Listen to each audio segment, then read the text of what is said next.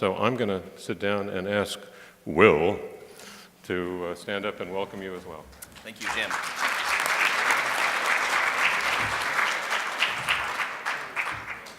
Thank you so much, Jim. It's an honor to be here with you all and share in the incredible work you do. For those of you who are from a little further afield, welcome to New Haven, Connecticut. This is an amazing community, an amazing small city that's leading the way in different fields, and a state that I'm proud to call home. After spending 6 years with Iris, I have gotten to know this state in a different way. And I want to tell you briefly about what we do and some of our education programs and what we've seen in the incredible families and children that we are honored to serve. In the last 3 years, we have welcomed 1,000 refugees at Iris here in New Haven. And through a co-sponsorship program that we started in 2015 in response to the Syrian refugee crisis, we've been able to settle many families, often Syrian families with multiple children, with civic groups and church groups around the state of Connecticut. And to see the impact that has had on both the civic groups and church groups that have resettled these families and the families themselves is awe-inspiring. We see a group of 8 or 10 committed volunteers making sure kids are getting the English language tutoring, the academic tutoring they need, that they're being connected with health care. And as we all know, children who've come from conflict zones have dealt with incredible forms of PTSD. We estimate that 60 or 70% of our clients suffer from that. Mental health care is a challenge we deal with around the world, but especially in this country, in terms of the amount of it that is available and the funding that we find to pay for it. That is something we need more of. That emphasized the point. So at Iris, we resettle mostly refugees from Africa and the Middle East. And we have so many different educational programs that help them throughout their lives. A few examples. I oversee our educational and employment and English language programs, and we have adult English classes, 4 different levels here in New Haven. We started a family literacy program so that women with children under 5 could come and take English.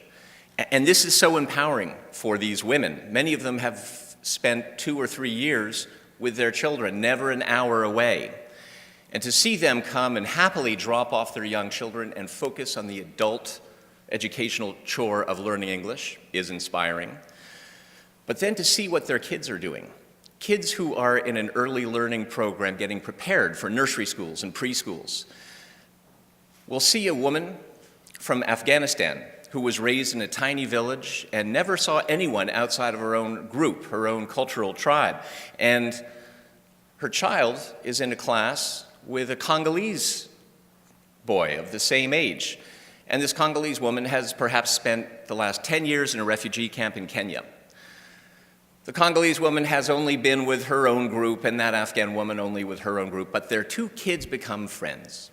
And at the end of the morning, when the women come together and sing a song with their children, they create a bond and a friendship that was really sparked by their children's friendship. And we see that happening every day, every week, and that changes lives, it changes communities. This sort of thing is also happening in the communities around this state, where co-sponsors are resettling families and seeing the same thing. So education of people who may disagree with immigration in this country is also a great benefit of this kind of program and this kind of work. At Iris, we also have in-school tutoring. We have a summer learning program. We had 100 children every day last summer. And I want to tell you briefly about one family. Shamefully, our country has only admitted 30 Syrian adults in the calendar year 2018.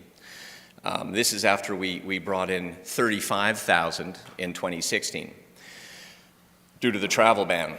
So one of those families, thanks to some connections we have at the State Department, came to New Haven.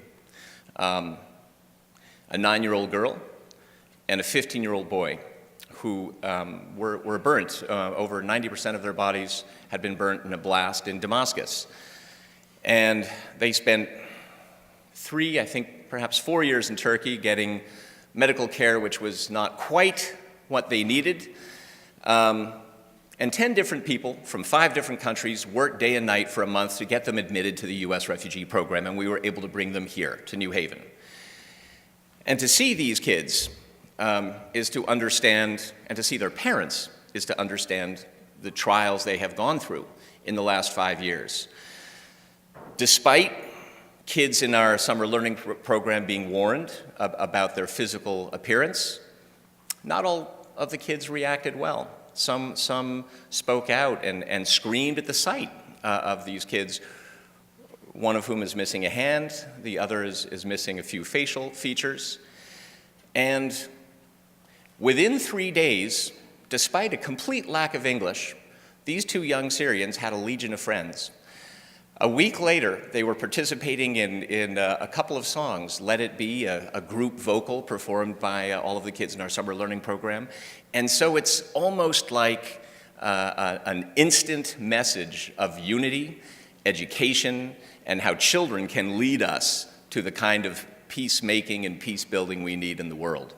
So we are lucky to see that, and lucky to be able to build and provide the kind of programming which shows that to our donors, to our friends, to our colleagues. We need to do more of it in Connecticut and throughout the world. And I'm thrilled that all of you are here focusing on the issues of early childhood education. And there is no doubt, we see it every day at the ground level, that this is what builds peace, not only in the future generations as these children grow up and raise their own children, but in the adults, the teachers, the parents, the friends of parents in the world they inhabit today.